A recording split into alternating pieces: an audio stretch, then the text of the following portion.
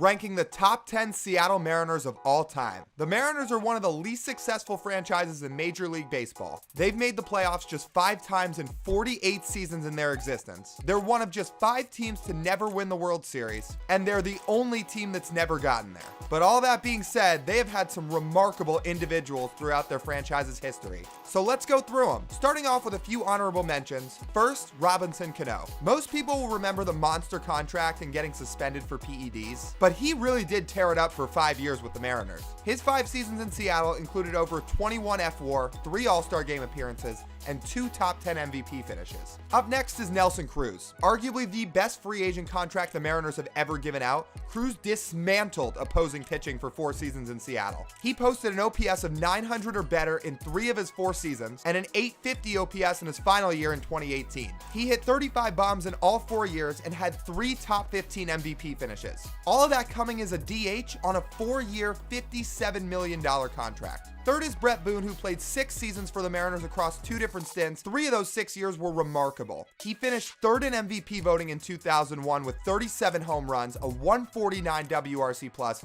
and just shy of an 8-win season. He then had himself a 7.5 WAR season and a 140 WRC+ in 2003. In his time in Seattle, Boone won 3 Gold Gloves, 2 Silver Sluggers, and made 3 All-Star games. Rounding out the honorable mentions, Freddie Garcia. Garcia anchored the rotation of the 116-win Mariners in 2001, and he finished 3rd in Cy Young voting despite leading the league in ERA and innings pitched. He had 4 separate 3 F-WAR seasons with the Mariners and finished runner-up in AL Rookie of the Year. Getting into the top 10 and starting at number 10, Alvin Davis. Famously tabbed as Mr. Mariner, Davis was the first true star the Mariners ever had in the organization. Highlighted by a 5-win rookie season, 27 home runs, a 140 WRC+, and just an 11% strikeout rate, Davis took home Rookie of the Year honors in 1984. He was also selected to the All-Star Game and finished 12th in MVP voting. He was always known for his advanced plate approach, walking more than he struck out throughout his whole career. He totaled a walk rate of 13.7% in his big league tenure, and his career strikeout rate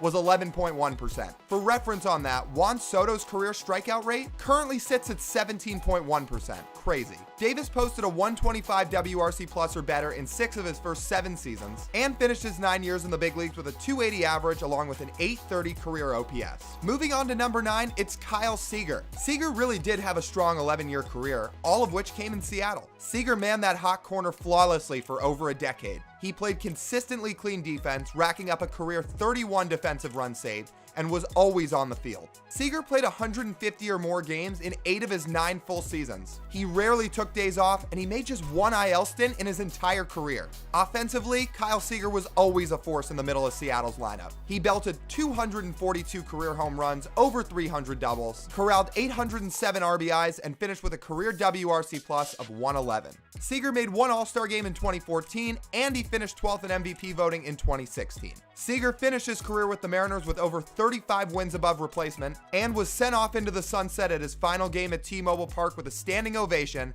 after a decade of becoming one of the most beloved players in Mariners history. At number 8, it's Jamie Moyer, the ageless wonder, pitching until he was a record 49 years old. Moyer spent 11 seasons of his much elongated career in the Pacific Northwest. Moyer didn't light up the radar guns with his fastball velo. In fact, he did pretty much the exact opposite of that. He thrived off changing speeds, throwing strikes, and a wide arsenal of pitches. Moyer tossed a little under 2,100 innings in a Mariners uniform, including surpassing 200 frames in 5 consecutive seasons from ages 38 to 42. Ridiculous. He made the All-Star game in 2003 and finished top 7 in Cy Young voting 3 separate times with the Mariners, all coming at ages 38 or older. His highest Cy Young finish of his career was in 2001 with the Mariners when he placed 4th. Moyer went 20-6 that season with a 3.43 ERA, helping formulate a fearsome rotation that year anchored by him and Freddie Garcia on the 116-win 2001 Mariners. Between health, longevity, and most importantly, overall success, Moyer established himself as one of the best arms in Seattle Mariners history. At number 7, we have Jay Buhner. Nicknamed the Bone, Buhner is one of the most underrated all-time Mariners. Buhner had a fantastic 14 years in Seattle after getting traded over to the Mariners from the Yankees at just age 23. What the hell did you trade Jay Buhner for? He had 30 home runs. He's got a rocket for an arm. You don't know what the hell you doing? Buhner swatted 307 home runs with the Mariners, 233 doubles, along with a career 852 OPS and 123 WRC+. 1995 through 97 were Buhner's best seasons, where he popped 40 home runs and drove in 100 in all 3 of those years. He made 1 All-Star game in that time and finished top 20 in MVP voting in all 3 of those seasons,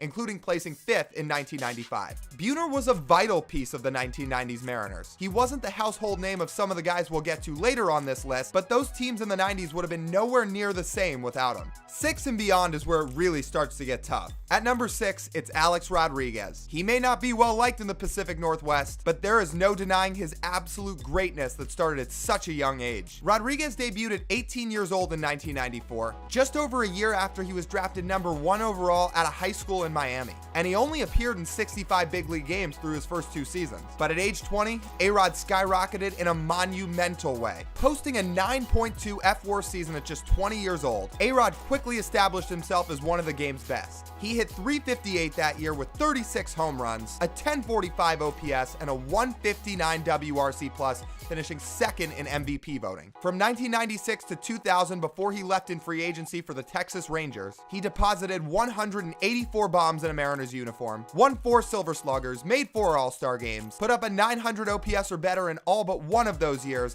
and finished top 10 in MVP voting an additional 2 times. And don't let the latter parts of his career fool you. A-Rod could run early on. He swiped 133 bases in Seattle, including 46 of them in 1998. He was also one of the best shortstops in baseball, proving that he was a true 5-tool player on both sides of the ball. At number 5, we've got the big unit, Randy Johnson. Now, if this was just strictly about who had the best career of anybody to ever wear a Mariners uniform, Johnson would be higher on this list, but he didn't quite have the longevity of some others. Trading for Randy Johnson was the best trade in Mariners history. Johnson came to Seattle in exchange for Mark Langston, and his Hall of Fame career officially took off. Johnson took home the 1995 Cy Young Award for the Mariners after going 18-2 while leading the American League in ERA, WHIP, FIP, ERA+, hits per 9, home runs per 9, and Ks per 9. In addition, Johnson made the All-Star team 5 times with the Mariners in 10 years, finished top 5 in Cy Young voting 4 times, and led the American League in strikeouts in 4 consecutive seasons from 1992 to 1995. During his time with the Mariners, Johnson threw 19 shutouts, a record by far in Mariners history. He's also the club's all-time leader in strikeouts per 9 and hits per 9. And when you talk about the clutch factor, Johnson had it too. He pitched in one of the most important games in the history of the Mariners franchise, taking the mound for an all-or-nothing Game 163 in 1995, facing off with the California Angels with the Mariners' first ever postseason trip on the line. Johnson rose above the moment. Tossing a complete game, Johnson allowed just 1 run on 3 hits as the Mariners clinched their first ever postseason berth in front of a sold-out crowd that erupted at the Kingdome.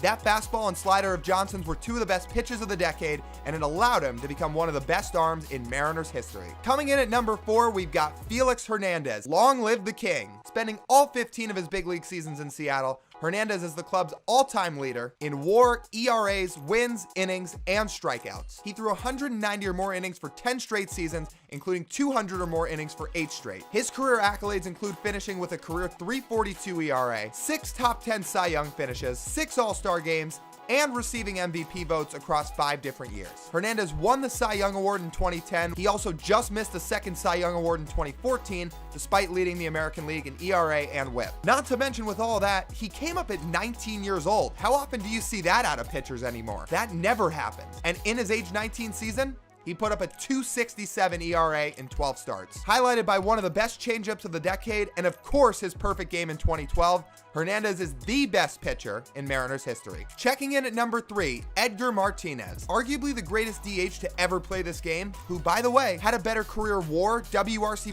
OPS, and batting average than David Ortiz did. But by no fault of Edgar's own, he just didn't get as many postseason opportunities. Martinez played the entirety of his 18-year career in Seattle. He crushed 309 home runs, posted a career whopping 147 WRC+, walked more than he struck out in his career with a 14.8% walk rate, a 13.9% K rate, and he slashed 514 career doubles. Plus, when the lights shine brightest, he rose above it. Martinez ripped a game-winning double down the left field line to defeat the New York Yankees and send the Mariners to the ALCS. When you combine all that, despite it taking him 10 years, Martinez received his nod into the Major League Baseball Hall of Fame. He was the first DH to ever get in and is now one of two along with David Ortiz. Side note, Edgar walked so Poppy could run. There's no way it should have taken Edgar 10 years when it took David Ortiz 1. At the number 2 spot, Ichiro Suzuki, who racks up 200 plus hits for 10 straight years.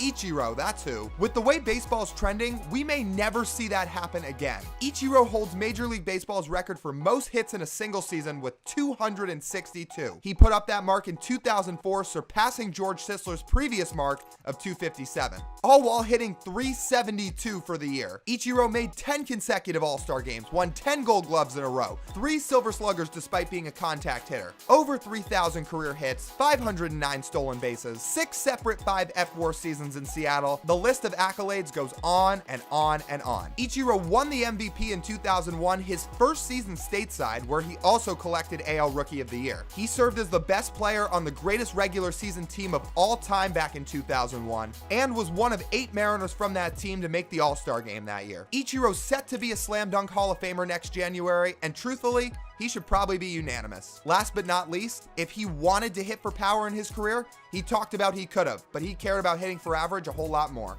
And at number 1, the face of the Seattle Mariners franchise, Ken Griffey Jr. A walking highlight reel throughout his big league career, Jr. ranks 7th all-time in baseball in home runs hit, while hitting 417 of those with Seattle. In his time with the Mariners, Jr. made 10 All-Star games, won 9 Gold Gloves, as well as 7 Silver Sluggers, and also had back-to-back 56 home run seasons. He finished his career with a 907 OPS and a 927 OPS with the Mariners. Jr. was part of one of the most iconic plays in Mariners history, scoring from first on that Edgar Martinez double to send Seattle to the ALCS back in 1995, and all that combined made him a slam dunk first ballot Hall of Famer. And when you factor in the smile, the backwards hat, the swag, Jr. had it all. He wasn't just the face of the Mariners, he was the face of baseball, making him the number 1 player in Seattle Mariners history. What did you guys think of the list? Did you agree with it? Disagree with it? Are there changes you would have made? Make sure to let me know down in the comments. How would your top 10 Mariners of all time look? Is there anybody that wasn't on the top 10 at all that should have been included? Make sure to let me know. Thanks so much for tuning in.